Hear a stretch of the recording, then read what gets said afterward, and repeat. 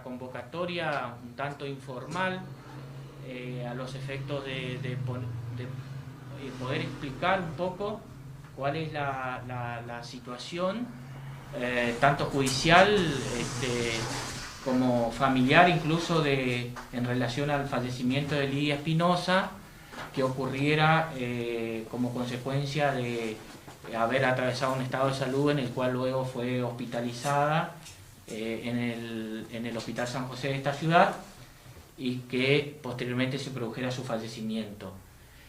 Así que en primer lugar, bueno, agradecerles por haber concurrido. Pedimos disculpas por ahí en relación a algunos medios, pero lamentablemente por esta situación de emergencia tampoco podemos tener tanta gente en el estudio, en el cual no es un estudio muy grande, así que pedimos disculpas. Y bueno, acá nos encontramos junto al doctor Enrique Vargas, que es el consultor técnico, quien fue convocado desde un inicio por la familia, que era conocida que es conocido del doctor, para colaborar en esta causa y comenzar a estudiar un poco esta situación, este fallecimiento que fue absolutamente inesperado e imprevisto para la familia, y luego ya conformar un equipo médico jurídico con el suscripto para ir llevando adelante la causa, ¿no? También está Florencia, que es la nuera de Lidia Espinosa y que un poco puede testimoniar desde el inicio de todo este proceso de su estado de salud, en el cual ella comenzó a concurrir al hospital e incluso da fe y testimonio también de las últimas horas de Lidia, en las cuales ella pidió auxilio a una determinada cantidad de personas, por favor, implorando que la sacaran del nosocomio. Así que bueno, inicialmente yo desde el punto de vista jurídico quiero ilustrar un poquito cuál es la situación actual de la causa judicial. Nosotros, por la familia, la madre y uno de sus hijos, estamos próximos a presentar la querella criminal contra los médicos que han intervenido en todo este proceso de atención médica en el hospital de San José de esta ciudad. Diría yo, en un proceso de desatención antes que de atención. En ese caso no hemos formalizado aún la querella porque estamos esperando que la Fiscalía de Instrucción, que hoy está a cargo de la doctora Carlino y que es donde va a quedar radicada la causa, la Fiscalía de Instrucción y Correccional número 2 de Paso de los Libres, ha requerido una serie de medidas previo a emitir su dictamen. En consecuencia, mientras no emitan su dictamen y tome ya intervención directa el juzgado de instrucción, nosotros hemos decidido aún no presentar la querella. Es decir, estamos esperando que se recaben todas las medidas de pruebas que pidió la Fiscalía y a partir de eso formalmente vamos a presentar la querella. ¿Cuál es el curso en el que se encuentra la causa?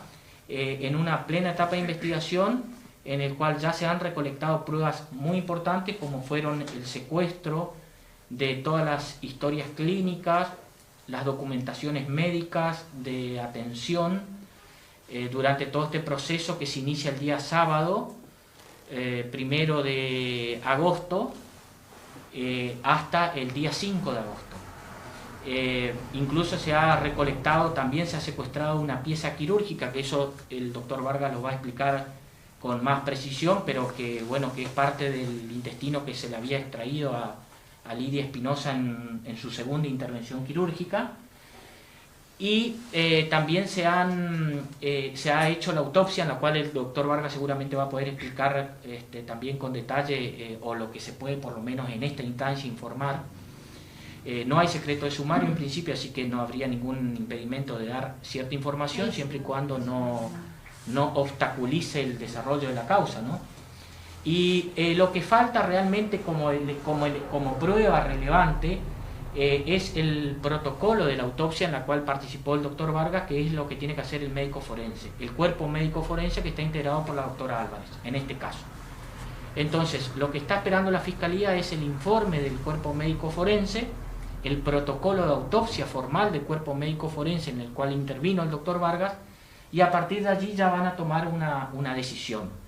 Seguramente nosotros tenemos la convicción que la decisión va a ser la imputación formal de todos los médicos que han intervenido en el proceso de atención, tanto en la fase quirúrgica, que no sabemos exactamente cuántos fueron y con precisión quiénes fueron, pero sabemos que son médicos de corriente y en apariencia habría un médico de Paso de los Libres también, y también durante el proceso de segunda intervención quirúrgica y quienes estuvieron a su cargo en el servicio de terapia intensiva, que no es un dato menor porque Lidia estuvo 2 días en terapia intensiva en un total estado de abandono, a tal punto que en uno de sus últimos mensajes le cuenta a sus familiares que había dormido en su vómito, es decir, nadie la había cambiado y que había permanecido en ese estado hasta el mismo día de que luego la intervinieran y se produce su fallecimiento.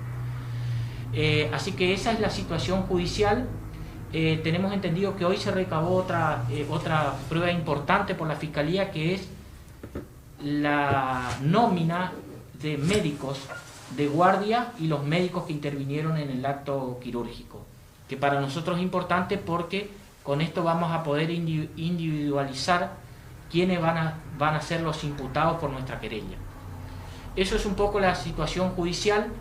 Esperamos y vamos a tratar como en representación de la víctima de exigir que el protocolo de autopsia venga lo antes posible, ¿no? Que es lo que está esperando la Fiscalía para tomar una decisión. Respecto de algunos aspectos de cómo fueron estos instantes previos al fallecimiento de Lidia, cómo concurre al hospital, qué es lo que le pasaba a ella, todo esto, por ahí la vamos a invitar a Florencia previamente para que después el doctor Vargas dé sus explicaciones médicas de la autopsia y su punto de vista médico respecto de este hecho que realmente nos conmueve a todos, ¿no? Florencia, yo quisiera que vos le cuentes un poquito a la prensa cómo empezó Lidia, qué es lo que le pasaba, por qué fue al hospital, en cuántas oportunidades, y bueno, y un poco también esto que charlamos con vos, que fueron también los últimos mensajes a todo el mundo que mandaba ella desesperada pidiendo ayuda, ¿no? Bueno, el sábado a la tarde ella ya empezó con dolor, estaba muy inquieta. Después, a la hora de la noche, eso de las 8, no dio más de dolor y me dijo que quería ir al hospital.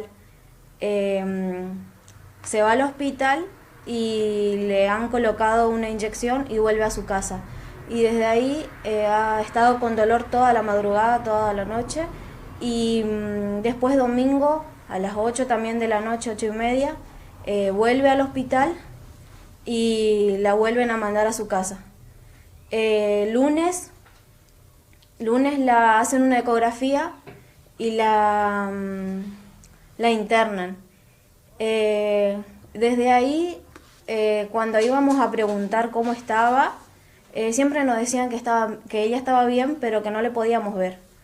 Después volvieron de nuevo a ir a preguntar cómo estaba porque ya se nos hacía extraño que no nos quisieran dejar verle. Y volvió a decir que estaba bien, que los mensajes no contestaba porque no tenía crédito en su celular. Se le hizo una carga, tampoco contestaba. Y desde ahí fue el hijo y le pidió que por favor le dejaran entrar, que quería ver cómo estaba su mamá, que no podía ser que no le dejaran entrar. Le hicieron entrar y ya le dieron la noticia que su mamá estaba entre la vida y la muerte, de que hace 2 horas le habían dicho que estaba bien. Entonces desde ahí le dijeron que se preparara porque no sabía lo que podía pasar con ella. Le dice que le deje su celular y el miércoles a las 2 de la madrugada le llaman y le dicen que su mamá había fallecido. Pero antes de eso ella mandó unos audios donde pedía que por favor le ayuden y le saquen de ahí porque no le hacían caso. Ella no le ponían calmante y ella estaba sufriendo del dolor. También le dijo que le hicieron dormir arriba de su vómito y que ella pedía que por favor la cambiaran la sábana y nadie le hacía caso. También mandó otro audio que decía, clarito, me estoy muriendo del dolor, decía, y nadie me hace caso. Y eso fue más o menos lo que ella llegó a mandar antes de fallecer. Una preguntita, perdón. Sí. En ese interín, ¿había médicos o quiénes eran los que les informaban? ¿Solo los enfermeros? Eran los médicos de guardia, donde te atienden en la ventanilla, ahí eran donde le decían que estaba bien. En realidad, por la información que tenemos, los partes médicos en realidad no fueron partes formales, sino simples informaciones. Oral. Expedida por incluso ni siquiera, creo que en una oportunidad atendió un médico, ya me parece que fue en los últimos días, me parece que en el día anterior al fallecimiento, pero las atenciones se las daban a través de admisión, o sea, de personal que no es médico, sino un personal administrativo que era el que le informaba a la mamá, como lo señala ella, que ella estaba dolorida. La información siempre que tuvo desde el primer día era que fue intervenida por una patología que era muy dolorida y que iba a tener dolores, que era normal, y que estaba dolorida, pero que se iba a recuperar. Así esto fue sucediendo desde el día lunes que fue intervenida, lunes, martes, miércoles incluso, ya cuando ella estaba en un estado bastante delicado de salud. Le informaban eso, que... ¿Y qué diagnóstico le dieron para decir que la iban a operar? Bueno, eso ya es una cuestión médica que me parece que es interesante que le explique el doctor Vargas, ¿no? De acuerdo a la información que nosotros tenemos y de lo que pudimos recolectar hasta ahora, cómo sucede la cuestión médica. Sí, bueno, de toda la información que nosotros fuimos recolectando y a través de familiares, pocos, luego siempre íbamos detrás de los acontecimientos, porque la paciente, como bien lo dijo el familiar, iba al hospital por un dolor, medicada, a la casa. Iba al hospital, medicada y a la casa. A la tercera, ahí deciden hacer una ecografía, también se le hace una radiografía, y el ecografista ya se da cuenta de la patología abdominal aguda que tenía la paciente. Es así que aún así se la manda a la casa que pase por la farmacia y tome Buscapina. En ese interín de las cosas, ella pidiendo ayuda, porque la verdad, una mujer sana,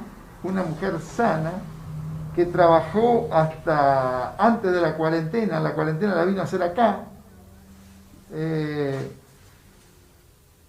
de repente comienza con dolores abdominales y tiene amistades como cualquiera de nosotros. Entonces, al sentirse impotente, comienza a mandar mensajes, a preguntar a uno, a preguntar a otro, y es así que vuelve esa tercera vez a ir al hospital. Ahí entonces el médico recién le pide la ecografía, recién la radiografía, y con sospecha de una obstrucción intestinal. ¿Ese es el diagnóstico? Exactamente, por bridas. Ella tenía... Sospecha de una, perdón. Sí, obstrucción intestinal por bridas. Eso... ¿Qué es? ¿Qué es por brida, doctor? Exacto. Eso es para hacerlo fácil. Es cuando la manguera se dobla, el intestino se dobla y no deja pasar el tránsito intestinal. Eso es la obstrucción, ¿no es cierto?, que produce un fuerte dolor. Es un dolor intenso. Ella en su mensaje decía, me desmayo del dolor. Y no permite el paso del tránsito intestinal hacia la zona distal del tubo digestivo. Nosotros sabemos que el tubo digestivo comienza en la boca y termina en el ano. Entonces, todo ese pasaje se vio obstruido por esta obstrucción intestinal. ¿Y cuál era el motivo de la obstrucción intestinal? Esta señora había tenido 2 cirugías hace muchos años. Una en una apendicitis aguda y otra una histerectomía.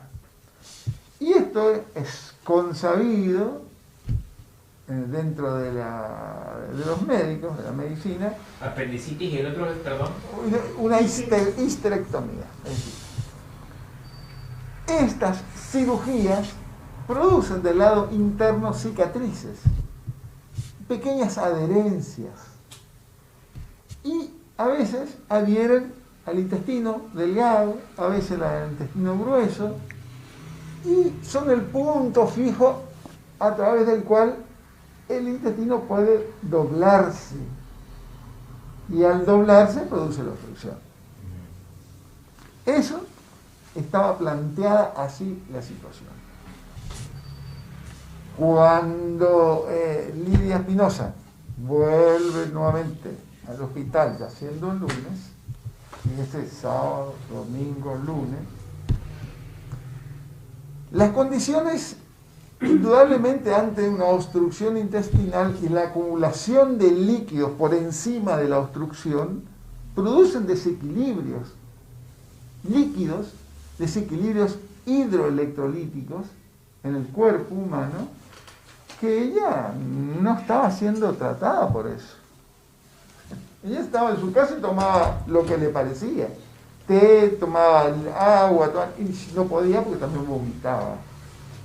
¿Eso durante la internación o en su casa? Eso en su casa. Cuando va y le hacen por tercera vez, le hacen la ecografía, la radiografía, el diagnóstico ileoobstructivo, eso es quirúrgico.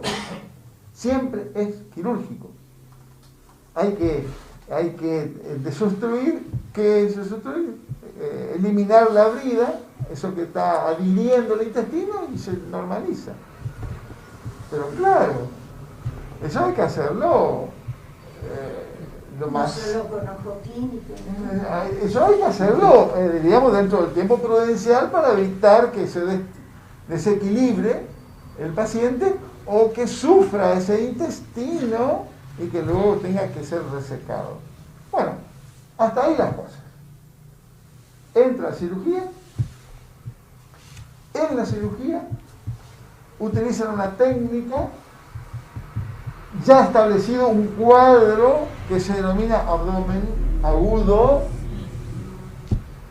Entran a la cirugía con la técnica de laparoscópica, discutida en estos casos de abdomen agudo, discutida como medio de abordaje del abdomen. Pues sale de la cirugía por medios laparoscópicos. Nosotros hemos visto en el cadáver, hemos observado los puntos y las cicatrices recientes de la cirugía laparoscópica. Esta paciente sale de la cirugía laparoscópica, va a terapia. Con vida, Sale con vida, va a terapia, incluso estaba contenta porque ya me operaron, ya me solucionaron el problema, está. Pero empieza con dolor, un dolor cada vez más persistente. Se comenzó el abdomen a tener síntomas abdominales que no son comunes después de una cirugía, digamos, con buenos resultados.